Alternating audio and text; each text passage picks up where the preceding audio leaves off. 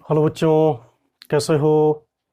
एक बार फिर से मैं आ गया हूँ अपने YouTube channel PS Anand Singh Tomar में। मैं आनंद सिंह आपको आज मैं बताऊंगा कि रिफ्रैक्शन ऑफ लाइट क्या है, बहुत ही इजी तरीके से। तो पढ़ते हैं कि रिफ्रैक्शन ऑफ लाइट है क्या। तो सबसे पहले हम फिगर बनाएंगे। देखिए, रिफ्रैक्शन ऑफ लाइट में दो मीडियम होते हैं। There are two medium.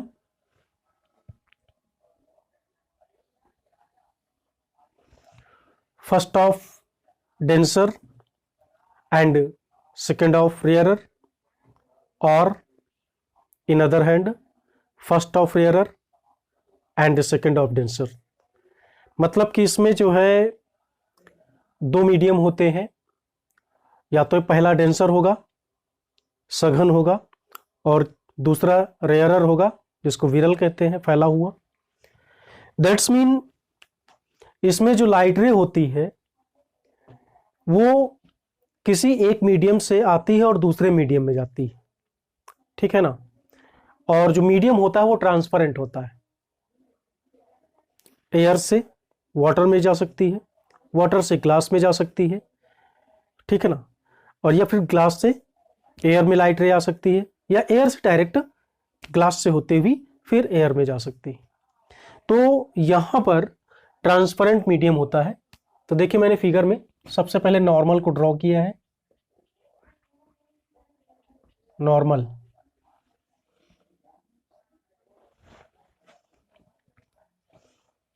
ये आपका कोई ट्रांसपेरेंट मीडियम हो गया। अब इधर जो ऊपर का पूरा एरिया है ये फर्स्ट मीडियम होगा, और नीचे का जो होगा ये सेकंड मीडियम होगा। अब यहां पर हम लेट कर लेते हैं कि ये जो है फर्स्ट मीडियम ये रेयरर है, और सेकंड मीडियम जो है ये डेंसर है, ठीक है ना। Now a light ray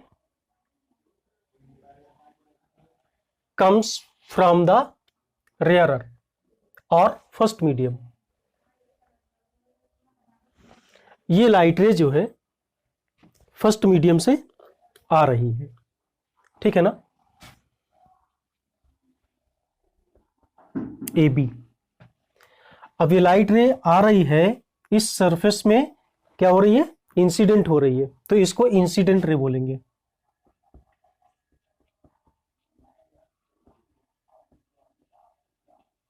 incident ray बोलेंगे, ठीक है ना। अब ये लाइट रे यहां पर ये जो पॉइंट है इसको इंसिडेंट पॉइंट कह देते हैं।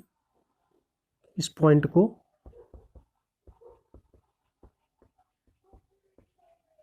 Incident point. अब यहां से इसका रिफ्रैक्शन शुरू होगा इस पॉइंट से, और जब ये लाइट रे रिफ्रैक्ट होगी तो after refraction bend to the normal, normal की तरफ बेंड हो जाएगी। क्यों? क्योंकि पहला जो मीडियम है रेयरर और दूसरा डेंसर है। व्हेन लाइट रे comes from the rarer to the denser, then the light ray after refraction bend to the normal। That's mean इसका यह मतलब हुआ कि जब कोई लाइट रे रेयरर से डेंसर में आती है तो रिफ्रैक्शन के बाद वो नॉर्मल की तरफ बेंड हो जाती है। आफ्टर डिविएशन मतलब कि डिविएट होकर, रिफ्रैक्शन के बाद डिविएट होकर डेंसर की तरफ बेंड होती है। ये ऐसे आ जाएगी, ठीक है। अब ये रिफ्रैक्ट हुई है तो इसको हम रिफ्रैक्टेड रे बोलेंगे। क्या बोलेंगे? रिफ्रैक्टेड रे, ठीक है। ये नॉर्मल हो गया, इंसिडेंट हो गया, इंसिडेंट रे हो गया, ये इंसिडेंट पॉइंट है, रिफ्रैक्टेड रे है। इसके जस्ट अपोजिट अगर यही लाइट रे डेंसर से रेयरर में जाए तो सिचुएशन दूसरी होगी। दूसरा फिगर बना लेते हैं यहाँ पे।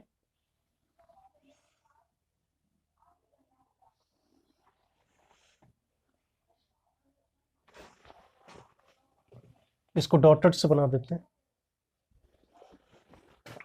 क्योंकि नॉर्मल है।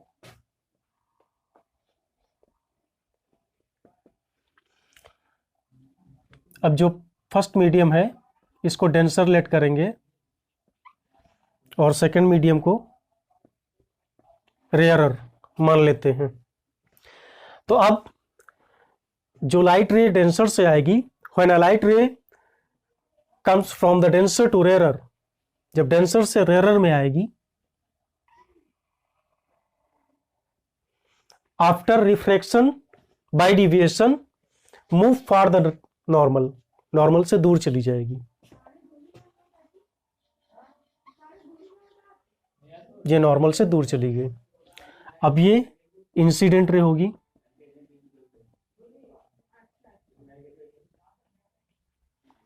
ये रिफ्लेक्टेड रे होगी,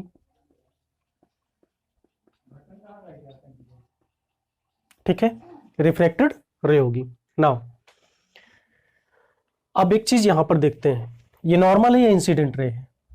इसके बीच का जो एंगल बनेगा उसको आई से डिनोट करेंगे और इस एंगल का नेम होगा इंसिडेंट एंगल। क्या नेम होगा? इंसिडेंट एंगल होगा। और ये रिफ्लेक्टेड रे है, ये नॉर्मल है, इसके बीच का जो एंगल बनेगा इसको आर से डिनोट करेंगे और इसका नेम होगा रिफ्रैक्टेड एंगल। ठीक है, इसको हम कह सकते हैं एंगल ऑफ रिफ्रैक्शन और इसको बोल सकते हैं angle of incidence, incident angle या फिर रिफ्लेक्टेड एंगल। ठीक है, इसमें भी हम बना सकते हैं, ये आई हो गया और ये आर हो गया, इंसिडेंट एंगल, एंड आर क्या हो जाएगा? Reflected angle. ठीक है, लेकिन एक चीज यहां पर फिगर से थोड़ा सा डिफरेंस निकला होगा एंगल में। When light ray comes from the rarer to the denser, their I is greater than R. I जो यहां पर होता है वो R से बड़ा होता है, बट इसके जस्ट अपोजिट जब डेंसर से रेयर में लाइट रे आती है, when light ray comes from the denser to rarer, then here R is greater than I. तो मतलब यहां पर यह हुआ कि जब लाइट रेयर से डेंसर में आती है तो आई बड़ा होता है, आर छोटा होता है, और जब लाइट रे डेंसर से रेयर में आती है तो यहां पर आर बड़ा होता है और आई छोटा होता है। और किस हिसाब से छोटा बड़ा होता है? उसी हिसाब से जितना बड़ा आई होगा उसी रेशियो में आर छोटा होगा, जितना बड़ा आर होगा उसी रेशियो में आई भी छोटा होगा। तो यहां पर रेशियो सेम होता है, कांस्टेंट होता है। हम यहां पर इसका ट्रिग्नोमेट्रिक रेशियो भी लगा सकते हैं बाय द स्नेल्स लॉ। ठीक है ना, हम इसको प्रूव करके दिखाएंगे। तो ये हो गया डेफिनेशन ऑफ रिफ्रैक्शन, कि जब कोई लाइट रे फर्स्ट मीडियम से सेकंड मीडियम में आती है तो after refraction by the deviation अपने आउन पाथ से दूर भटक जाती है, डिविएट हो जाती है। जब रेयरर से डेंसर में आती है तो नॉर्मल की तरफ बेंड होती है, और जब डेंसर से रेयरर की तरफ आती है तो नॉर्मल से दूर चली जाती है, मूव फॉर द नॉर्मल। ठीक है, तो ये डिफिनीशन हो गई। अब हम आपको यहीं पे बता देते हैं कि इसके रूल क्या होते हैं, रूल ऑफ द रिफ्रैक्शन। तो रूल ऑफ द रिफ्रैक्शन जो पहला रूल होता है, incident ray, refracted ray and normal at the incident point, at the incident point are situated in the same plane. एक बार मैं फिर से बोल देता हूं इसका डिफिनीशन। जो रिफ्रैक्शन का फर्स्ट रूल है, incident ray, refracted ray, normal at the incident point, ये तीनों जो है are situated in the same plane. Okay, मतलब इंसिडेंट रे, रिफ्रैक्टेड रे और इंसिडेंट पॉइंट में जो नॉर्मल होता है, ये तीनों सेम प्लेन में सिचुएटेड रहते हैं, स्थित होते हैं। ठीक है ना, तो ये पहला रूल हो गया। मैं दूसरा रूल बताने जा रहा हूं। इसमें दूसरा रूल क्या होता है, हम जब इस एंगल का इंसिडेंट एंगल का साइन ले लेते हैं और रिफ्रैक्टेड एंगल का साइन ले लेते हैं, that's mean sine I and sine R, तो दोनों के बीच का जो रेशियो होता है, ठीक है ना, वो ऑलवेज कांस्टेंट रहता है। क्या रहता है? कांस्टेंट रहता है। तो हम स्नेल्स लॉ यहां पे लिख सकते हैं,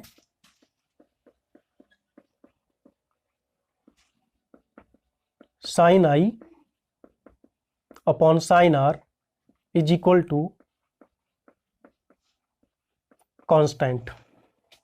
ठीक है ना, हम इसको डिफाइन भी कर सकते हैं, the ratio between the sine of incident angle and the sine of refracted angle is always constant, and this law is also called Snell's law।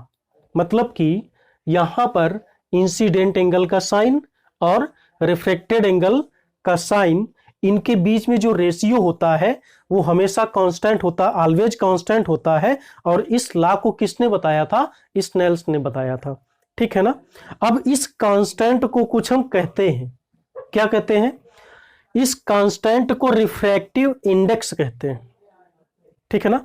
और रिफ्रैक्टिव इंडेक्स जो है, पहले मीडियम से लाइट दूसरे मीडियम में गई, फर्स्ट मीडियम से light रे सेकंड मीडियम में गई, तो जिस मीडियम में लाइट रे जाती है उस मीडियम का रिफ्रैक्टिव इंडेक्स इसको बोलते हैं। तो जैसे यहां पर देखिए, लाइट रे फर्स्ट से किस में जा रही है? सेकंड में जा रही है। तो जो रिफ्रैक्टिव इंडेक्स होगा sine I upon sine R is equal to, वो होगा सेकंड मीडियम का। हम रिफ्रैक्टिव इंडेक्स को एन से डिनोट करते हैं और 2 लगा दिया, तो ये सेकंड मीडियम का रिफ्रैक्टिव इंडेक्स हो गया। लेकिन यहां पर देखिए, लाइट रे फर्स्ट से सेकंड में आ रही और हम रिफ्रैक्टिव इंडेक्स यहां पर डिनोट कर रहे हैं सेकंड मीडियम का, लेकिन आई कहां से? फर्स्ट मीडियम से आई, तो वहां पे कंपेयर किससे होगी? फर्स्ट मीडियम से होगी। तो ये जो sine I upon sine R लिखा है ना, ये refractive index of second medium है विद रिस्पेक्ट टू फर्स्ट। मतलब कि दूसरे मीडियम का रिफ्रैक्टिव इंडेक्स दूसरे मीडियम का अपवर्तनांक पहले मीडियम की तुलना में। तो हम दूसरे मीडियम का रिफ्रैक्टिव इंडेक्स लिखे हैं और फर्स्ट मीडियम का कंपेयर जब करेंगे तो यहां पर 1 कर देंगे। ठीक है ना। तो ये लिख दिया sine I upon sine R is equal to 1 and 2। ठीक है, हम इसको ऐसे भी लिख सकते हैं, sine I upon sine R is equal to 1 and 2, या डायरेक्ट हम n2 कर देंगे, या हम इसको n भी डिनोट कर सकते हैं। ये है स्नेल्स का रूल और इक्वेशन ये फर्स्ट हो गई। ठीक है। अब मैं इसी में आपको ये बता देता हूं कि रिवर्सिबिलिटी ऑफ लाइट क्या होती है। रिवर्सिबिलिटी ऑफ लाइट समझा देता हूं। जैसे ए बी यहां पर इंसिडेंट रे है, तो बीसी क्या हो जाएगी? बीसी हो जाएगी रिफ्रैक्टेड रे। लेकिन अगर हम सीबी को क्या मान लें? इंसिडेंट रे मान लें, तो ये जो बीए होगी रिफ्लेक्टेड रे हो जाएगी। क्यों? क्योंकि जो मीडियम है वो ट्रांसपेरेंट मीडियम है। लाइट रे जो है एक मीडियम से दूसरे मीडियम में जा रही है। ठीक है ना, एक मीडियम से दूसरे मीडियम में जा सकती है। तो ऐसा हो सकता है कि अगर ए बी इंसिडेंट रे है तो बीसी रिफ्लेक्टेड रे होगी, और अगर इसके उल्टा कर दें, सीबी रिफ्लेक्टेड रे की जगह पर इंसिडेंट रे हो जाए, तो बीए भी जो है इंसिडेंट रे की जगह पर रिफ्लेक्टेड रे होगी। और इस रूल में ये जो रिफ्लेक्टेड एंगल है आर, ये इंसिडेंट एंगल हो जाएगा, और आई जो है इंसिडेंट एंगल की बजाय रिफ्लेक्टेड एंगल हो जाएगी। ठीक है ना। तो हम चलते हैं आगे की तरफ।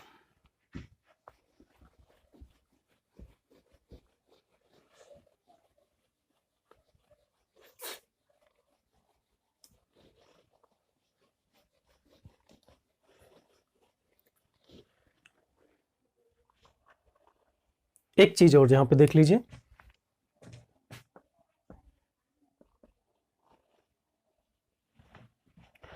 लाइट रे फर्स्ट मीडियम से सेकेंड मीडियम में आ रही है, तो जिस मीडियम में लाइट जाती है, फर्स्ट से सेकेंड में गई, तो हम उस मीडियम का रिफ्रैक्टिव इंडेक्स वहां पर फाइंड करते हैं जिस मीडियम में लाइट जाती है।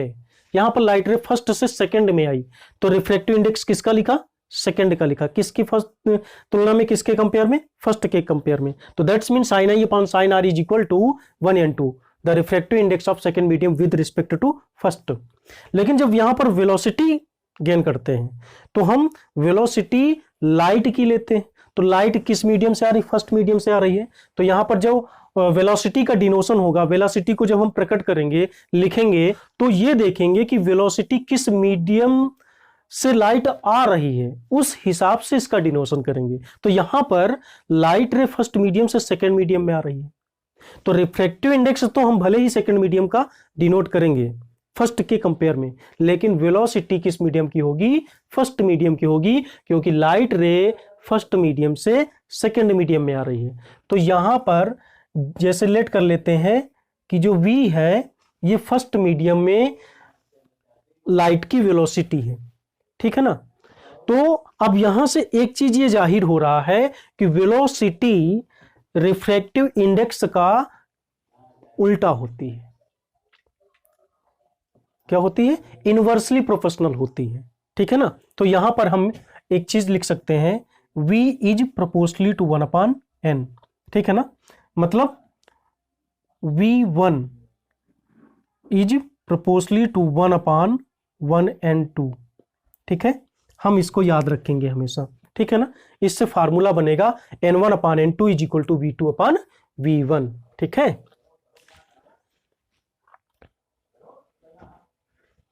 तो अब हम आगे चलते हैं। यहां पर देखिए, ये जो इक्वेशन फर्स्ट माना था, sine I upon sine R is equal to 1n2 is equal to n2 is equal to n। हम अगर रिवर्सिबिलिटी ऑफ लाइट पढ़ते हैं तो रिवर्सिबिलिटी ऑफ लाइट में क्या है, जब सी बी इंसिडेंट रे हो जाती है तो बी ए रिफ्लेक्टेड रे हो जाती है। बना लीजिए यहां पर,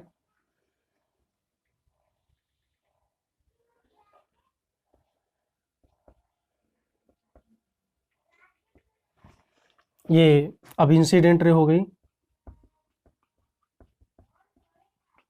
ये हो गई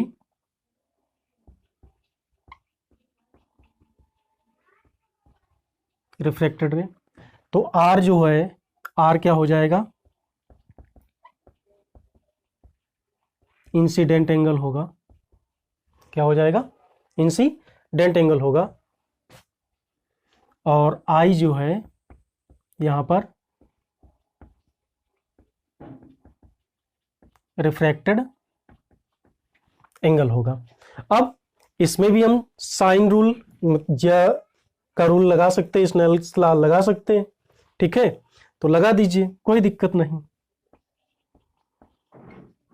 बाय स्नेल्स लॉ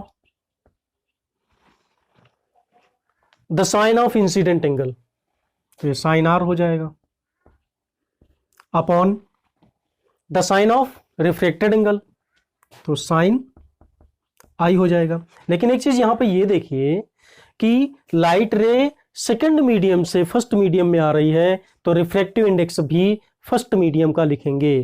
तो रिफ्रैक्टिव इंडेक्स यहां पे क्या होगा, n1, और किसके रिस्पेक्ट में, सेकंड मीडियम के रिस्पेक्ट में, तो यहां पर 2 पहले आ जाएगा, ठीक है। इक्वेशन हो गया 2। अब जो है हम दोनों इक्वेशंस का मल्टीप्लाई कर लेंगे।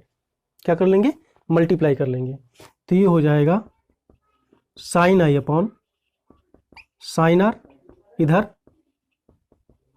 Sign R upon sine I is equal to 1n2 into 2n1। Sine R cut गया, साइन आई कट गया, तो ये यहां पे आ गया 1n2 into 2n1 is equal to 1, और ये इक्वेशन हो जाएगा 3rd, ठीक है। नोट कर लीजिए। इसके बाद हम आगे चलते हैं। ठीक है, और बच्चों एक फार्मूला लिख लीजिए।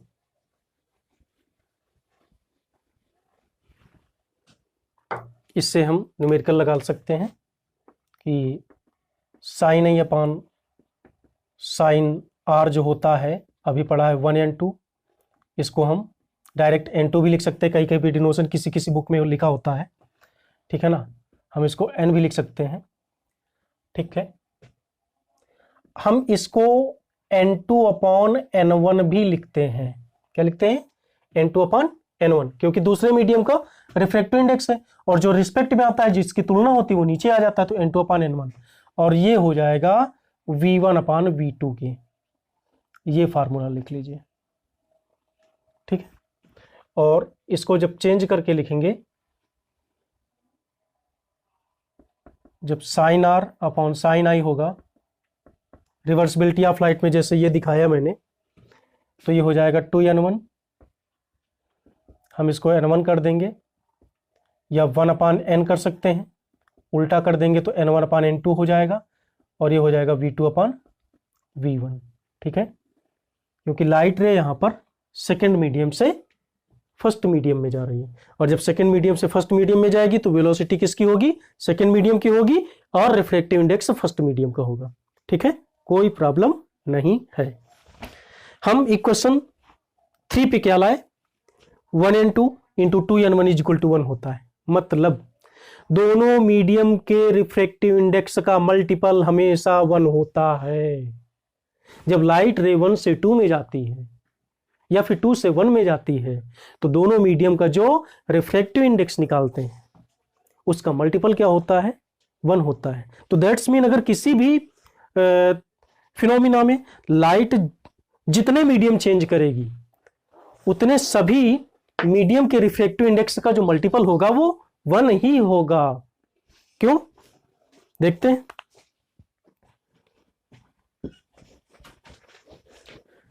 साइक्लिक प्रोसेस आपने मैथ में पढ़ा होगा, बहुत ही इंटरेस्टेड है।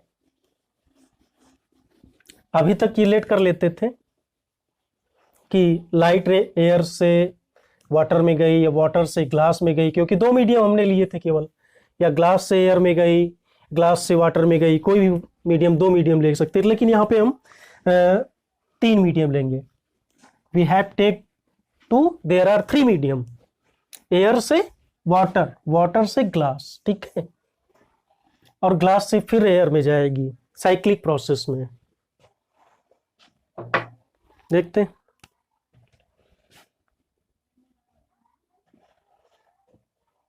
देखिए, जैसे साइक्लिक प्रोसेस में है 1 के बाद 2 और 2 के बाद 1, मतलब लाइट रे 1 से 2 में गई तो 2 से 1 में जाएगी। अगर एयर और वाटर है, ठीक है, 2 मीडियम है केवल, तो एयर से वाटर में जाएगी तो वाटर से तो फिर एयर में जाएगी ना, ये तो पॉसिबल है। तो इसी तरह से अगर देयर आर 3 मीडियम, 1 2 3, तो 1 से 2 में जाएगी, 2 से 3 में आएगी, और 3 से किस में आएगी? 1 में। तो इक्वेशन जो तीसरा था उसमें क्या था? 1n2 into 2n1 is equal to 1 था थर्ड इक्वेशन में, बट देयर आर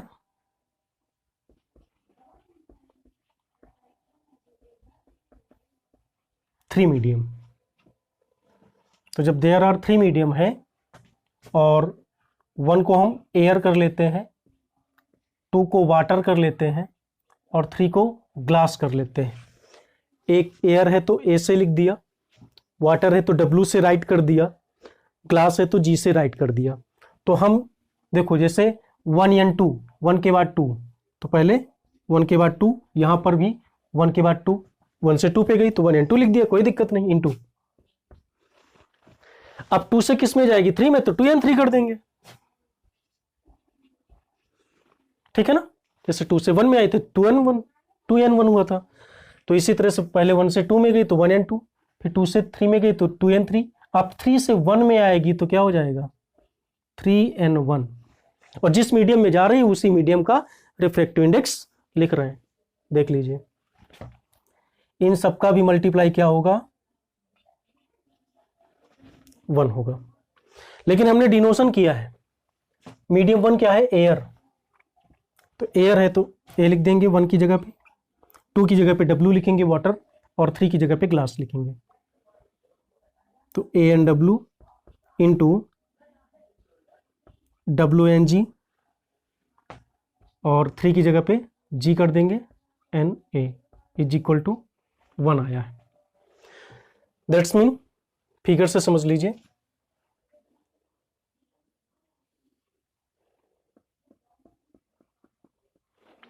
ये मीडियम एयर है। अब एयर से किस में जाएगी वाटर में गई, ठीक है। तो लाइट रे रेयरर से डेंसर में जा रही है तो नॉर्मल की तरफ बेंड होगी, ठीक है। फिर यहाँ पर जो थर्ड मीडियम होगा, ये थर्ड मीडियम है, पहला ये हो गया, दूसरा ये हो गया, अब इसके नीचे वाला तीसरा नॉर्मल ड्रा कर देते हैं। अब फिर और बेंड होगी ये मीडियम थर्ड है जो कि ग्लास होगा। अब ग्लास से फिर एयर में जाएगी, तो जब एयर में जाएगी तो मूव फ्रॉम द नॉर्मल से दूर चली जाएगी, ये एयर में जा रही है। तो देख लीजिए पहले से दूसरे में, दूसरे से तीसरे में, तीसरे से फिर पहले में, ठीक है ना। पहले से दूसरे में, दूसरे से तीसरे में, तीसरे से फिर पहले में, बाई फिगर सही है। एयर से वाटर में गई, जब वाटर में जाएगी तो डेंसर में जा रही है तो बेंड होगी नॉर्मल की तरफ। अब फिर वाटर से फिर ग्लास में गई और डेंसर हो गया तो और बेंड होगी।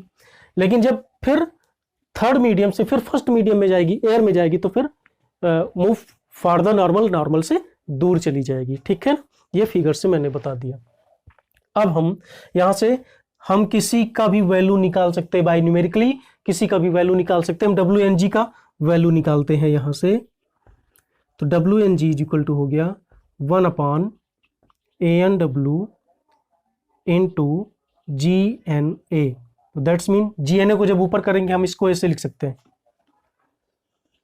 1/GNA into 1/ANW। तो लास्ट फार्मूला आ गया WNG is equal to ANG को ऊपर कर देंगे, 1/GNA है। हम रिवर्सिबिलिटी जब करेंगे तो अभी क्या है, लाइट रे ग्लास से एयर में जा रही है, और जब इसका रिवर्सिबिलिटी करेंगे तो लाइट रे जो होगी एयर से ग्लास में आ जाएगी। तो ANG अपॉन ANW ये फार्मूला हो गया, ठीक है ना। इस फार्मूले को आप याद रखना। इक्वेशन बन गया, कौन सा बनेगा 5 इक्वेशन बना। अब इस फार्मूले से हम न्यूमेरिकल कराएंगे, और न्यूमेरिकल जो है हम अगले वीडियो में कराएंगे, और अगले वीडियो में जो है इस फार्मूले से न्यूमेरिकल करा देंगे और मिरर के न्यूमेरिकल करा देंगे, ठीक है ना। अगर वीडियो अच्छा लगा हो तो इसे शेयर करिए, लाइक करिए, चैनल को सब्सक्राइब कर लीजिए, ठीक है। अगले वीडियो में मिलेंगे न्यूमेरिकल के साथ में इसी से रिलेटेड। तब तक के लिए धन्यवाद, thank you, all the best.